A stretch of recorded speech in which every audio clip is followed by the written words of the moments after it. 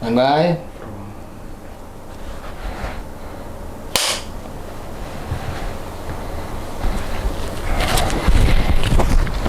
Halo, aku Oki Rengga dan ini adalah monolog gue. Aku Oki lahir dari ayah Winaryono, ibu Egawati, terlahir tanggal 26 Juni 1990. Mempunyai adik bernama Deri Damarawinata. Ayahku Jawa, ibuku itu Kalimantan. Sukunya Banjar, Dayak. Makanya banyak orang bilang kalau aku bandel kasar, sebenarnya itu bukan dari ayah tapi dari ibuku. Ibuku jadi salah satu orang yang menjadi role model hidupku. Karena menurutku ibuku berperan banyak. Ibuku tuh orang yang tidak pernah capek untuk mau ngejadiin aku sesuai kemauanku. Kalau ngomongin dari awal aku bisa jadi pemain bola, sebenarnya ini adalah kemauan dari kedua orang tuaku. Ibuku itu apa ya, sangat ngotot untuk menuhin apa yang jadi keinginan anak-anaknya. Bahkan kadang aku sendiri males, tapi ibuku selalu ngasih semangat terus supaya apa yang kau mau bisa dapat kayak gitu. Aku sekolah, ibu selalu ngasih sekolah yang terbaik, mau jadi yang terbaik lah pokoknya. Anak-anaknya mau jadi yang terbaik di lingkungan sekitar rumahnya. Karena di saat anak-anak sekolah lain disekolahkan di sekolah yang biasa aja, tapi ibu mau aku sekolah di sekolah yang yang favorit gitu. Padahal sebenarnya aku sendiri nggak mau karena aku jauh dari teman-temanku. Dari teman-teman di lingkungan rumahku aku jauh karena aku tidak sekolah dengan mereka gitu. Sebenarnya aku pengen gabung sama mereka, tapi tapi ibuku nggak mau. Aku disekolahkan jauh dari rumah, dikasih fasilitas bagus segala macam dengan tujuan supaya anak-anaknya bisa jauh lebih berkembang ketimbang anak-anak di lingkungan lainnya. Ibuku cuman seorang karyawati swasta di perusahaan minyak di perusahaan sawit. Ayah juga di situ. Ayah sama ibuku kayaknya cinlok. Iya nih. Biasa sih standar karyawan-karyawan pabrik kan gitu. Mereka cinlok mereka mulai kerja di tahun 1988. Terus ketemu 89, lalu menikah, lahir aku. 2 tahun berselang, lahir adikku yang jauh sekali kelakuannya sama aku. Aku sama adikku tuh kalau dibilang ibuku kayak langit sama bumi. Adikku pendiam, nggak banyak bicara. Aku kelakuanku kayak setan, apalagi di sekolah terutama. Tapi termasuk golongan yang pinter sih aku sebenarnya dulu. Kelas 1 SD sampai kelas 6 SD. Belum mengenal yang namanya main bola dan belum terlalu nakal aku. Karena apa ya dibilang, aku masih juara kelas tuh. SD aku masih juara kelas, SMP udah tidak pernah lagi juara kelas. Walaupun 10 besar tapi udah nggak pernah lagi juara kelas karena itu udah kenal cabut, aku cabut sekolah. Wah, kalau teringat cabut sekolah, aku pernah ingat satu momen ketahuan. Pertama kali cabut sekolah dan ketahuan ibuku, leherku dipijak sama mamaku. Sampai detik ini ya aku nggak akan pernah lupa. Iya, aku tuh ketahuan cabut sekolah. Pulang dari cabut itu, dia sebenarnya udah tahu, tapi dia nggak mau ngomong. Dia cuma sekedar diem aja, dia diem aja. Malam, kukira semua bakal baik-baik aja. Pas lagi tidur di lantai dia ngomong gini, kau preman? Katanya. Enggak, aku bilang. Jadi kok cabut? Namanya diajain, dipijak batang leherku sini. Cabut kau lagi besok? Enggak, aku bilang. Kalau kau cabut lagi besok, bukan batang leher kau, kepala aku pecah kan. Ya, aku bilang. Makanya ibuku tuh banyak berpengaruh di hidupku. Sampai akhirnya sedih gara-gara mobilitas ibuku tuh tinggi sekali. Berangkat kerja jam 7 pagi, pulang kantor nanti kadang jam 10, jam 9 malam. jam 11, besok jam 7 pagi udah berangkat lagi karena dia waktu kerja hampir semua posisi dia kan kerja di perusahaan kelapa sawit itu hampir semua posisi di tempat ini. Awalnya dia tuh jadi kepala laboratorium, terus dengan mobilitasnya dia kesana kemari, sempat jadi kepala pabrik, sempat jadi bagian apa segala macam. Sampai akhirnya dia jadi humas di perusahaan tersebut. Nah, jadi humas mobilitasnya tinggi sekali sampai di tahun 2014 kalau nggak salah. 2014 dia pada akhirnya memutuskan untuk pensiun secara paksa karena stroke. Aku sempat sedih tuh dalam hatiku, premanmu hilang kan sekarang gitu. Hilang premanmu, tapi sedih aku, benar dia nggak bisa jalan sama nggak bisa jalan, tapi akhirnya kita obatin, sekarang sembuh lagi. Kenapa ngomong banyak tentang ibuku? Karena aku lebih banyak menghabiskan waktuku dan ngobrol sama ibuku ketimbang sama ayahku. Ayahku orangnya pendiam, tiba-tiba mukul. Ya benar, ayahku tuh nggak pernah marah, sekali marah mukul aku gara-gara ketahuan ngerokok kelas 6 SD. Kelas 6 SD, karena aku SD dibuatkan warung di rumah. Karena kata ibu, kalau seandainya aku dibuatkan warung, pulang sekolah aku bisa ngerjain PR sambil jagain warung gitu. Karena kan aku dulu sekolah di sekolah Chinese gitu. Teman-temanku yang lain itu punya usaha, pulang sekolah mereka usaha. Nah, aku inisiatif mamaku, dibuatkan warung aku. Nah gitu, dikira mamaku aku bakal seperti anak-anak Cina yang lainnya. Tidak. Ibuku tuh kan kerja, istirahat jam 12 siang, jam 2 balik lagi ke kantor.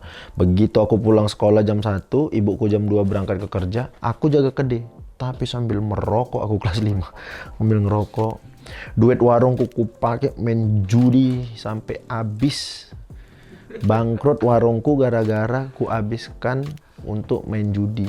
Tapi mamaku nggak pernah tahu itu. Ku bilang aja, memang orang beli tapi utang, ku bilang gitu. Kalau utang kok nggak dicatat gitu. Pokoknya habis gitu-gitu aja duitku selama ini. Dari SD tuh nakalku udah kebentuk SMP kelas 1 lah. Sampai pada akhirnya memutuskan untuk main bola serius. Main bola serius itu aku SMA kelas 1. SMA kelas 1 aku merantau dari rumahku. Rumahku itu sebenarnya bukan di Medan tapi di kabupatennya gitu, 1,5 jam dari Medan. Nama kabupatennya Langkat. Jadi aku SMA kelas 1 aku merantau ke Medan untuk melanjutin sepak bolaku. Awal tuh nyoba PPLP karena PPLP itu merupakan salah satu target dari atlet-atlet yang berprestasi. Semua atlet kayaknya pengen masuk ke PPLP karena kalau udah di PPLP semuanya udah ditanggung gitu sama negara. Tempat tinggal, biaya sekolah segala macam. Jadi di situ atlet cuman latihan sama bertanding aja. Merantau aku dari tamat SMP ke Medan, mau nyoba ke PPLP, tapi tidak lolos gara-gara kalah tinggi badan. Kalau mau masuk PPLP pada saat itu tinggi badan minimal 170. Nah, tinggi badanku pada saat itu 173. Ketika nyampe datang ke tempat seleksi kan diukur tinggi badan. Oh, udah pasti lolos lah aku ini. Nah, dibilang kan posisi penjaga gawang, dibilang pelatih penjaga gawang, khusus penjaga gawang, tinggi minimal 175. Kan anjing. Cuman gara-gara 2 cm mimpiku terkubur hari itu. Aku pengen balik ke kampung tapi dibilang ibuku udah nanggung. Kau sekolah aja di sini, kita cari kosan, kau main bola di sini. Lagi-lagi ibuku berperan, dia cari kosan, dia cari tempat latihan di Medan, aku latihan terus. Sampai akhirnya kelas 2 SMA, setelah aku main 1 tahun di Medan, banyak pelatih yang ngelihat kelas 2 SMA, pelatih yang ngegagalkan aku gara-gara tinggi badan, manggil aku ke PPLP. Jadi aku lolos ke PPLP tanpa seleksi. Di kelas 2 SMA, tamat kelas 2 SMA, tamat kelas 3 SMA dari PPLP, lanjut kuliah ke USU. Tapi kuliah berantakan gara-gara aku udah main bola profesional di Liga Indonesia tahun 2008. Aku udah profesional, itu kuliah berantakan karena aku nggak pernah kuliah, main bola keluar kota terus. Bahkan adikku SMA kan pindah ke Medan karena rencana dia pengen kuliah di Medan juga. Adikku SMA kuliah di Medan. Pernah di berapa ujian semester adikku yang lagi SMA gantiin aku kuliah gantiin aku ujian semester di kampus. Dan itu dosen tidak tahu. Ketipu dan semua kan. Itu adikku. Tapi itu yang buat nilaiku jadi hancur.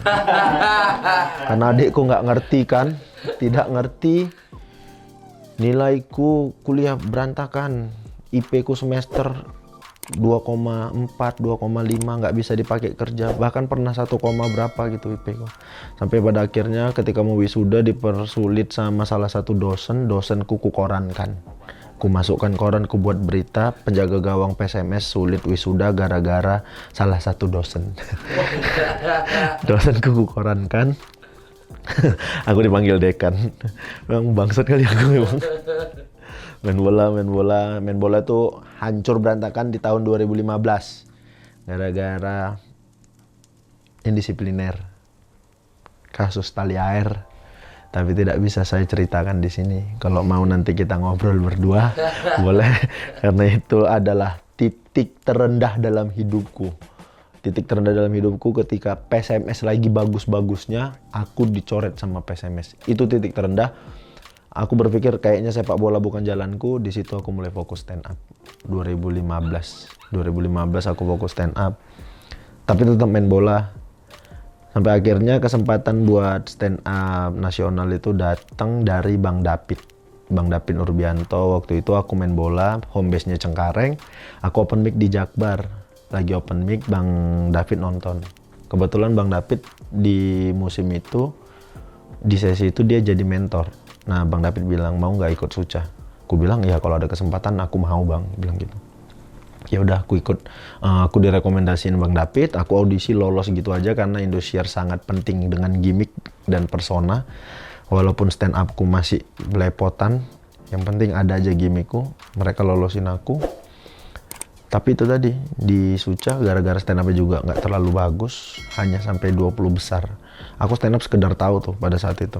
20 besar keluar, memutuskan untuk tidak main bola lagi karena aku pikir, wah udah masuk TV nih, job pasti bakal banyak, standar lah, kayak kawan-kawan yang udah banyak masuk TV, job bakal banyak. Wah, 1 tahun nggak mau nerima klub bola, 1 tahun di Medan, 1 tahun jadi anjing karena tidak ada kerjaan sama sekali. Sampai akhirnya memutuskan untuk datang ke Jakarta. Datang ke Jakarta tuh memang betul-betul modal nekat aja, karena menurutku kalau di Medan aku kayak gini jadi apa nih, aku pikir. Karena di Jakarta ada Lolo memang tinggal sendiri kemarin kan. Jadi ku telepon Lolo, aku bilang, Lo aku mau ke Jakarta, aku tinggal samamu. Ya Lolo ngizinin, aku ikut Lolo kemana-mana. Lolo banyak ngenalin aku ke banyak orang. Aku ikut dia syuting, aku tahu segala macam sampai akhirnya audisi Suci 8. Audisi Suci 8 sampai bisa jadi runner up, nggak diduga juga itu, nggak ada yang nyangka juga aku bisa sampai runner up. Cuman ya itu tadilah, sebenarnya aku nih modelnya kalau ada yang mau ku cari, ada yang mau ku capai, bakal ku cari sampai ujung langit kayak manapun bakal ku kejar. Kalau memang udah ku cari sampai dapat terus nggak dapat juga, baru aku nyerah. Kalau belum, bakal ku kejar sampai manapun. Modal itu aja aku sebenarnya di Jakarta ini. Ya pelan-pelan akhirnya nemuin jalan. Sekarang ya walaupun tidak terlalu ada banyak, tapi cukuplah aku hidup di Jakarta ini dengan stand up Indo yang sangat baik menerima diri ini sebagai komik. Tapi apapun itu, aku cuman mau makasih yang paling pertama sama ibuku yang udah ngajarin banyak hal, terutama dalam masalah hidup. Kalau ayahku tuh lebih ke bagaimana caranya ngambil keputusan. Terima kasih banyak. Adikku juga terima kasih, karena kalau nggak gara-gara kau mungkin hancur hidupku. Adikku bayarin utang main judiku. Ya, adikku udah PNS. Padahal aku yang mau nyoba PNS itu, adikku cuman bilang itu apa? Itu aku mau nyoba PNS, adikku bilang daftarin lah aku daftarin, diikutin, aku nggak lulus, adikku yang lulus. Jadi kau balas budi dengan membayar semua utang-utangku. Kita udah impas. Iya, kalau nggak gara-gara aku nggak PNS dia. Yang terakhir mau makasih sama Stand Up Indo Medan. udah mau nerima aku. Lolo terutama yang udah bawa aku, ngenalin aku ke banyak orang, ke semua tempat, ngasih tahu hidup di Jakarta gimana, ngasih tahu bagaimana cara berteman. Jegel, Babe yang bantuin di Jakarta ini. Terima kasih banyak. Terima kasih banyak Bang Ajis yang sudah banyak mengajarin bagaimana bertahan hidup di Jakarta ini dan bagaimana cara menggoda wanita. Terima kasih banyak juga. Terima kasih, hanya itu yang bisa saya sampaikan. Sampai ketemu di monolog gue selanjutnya.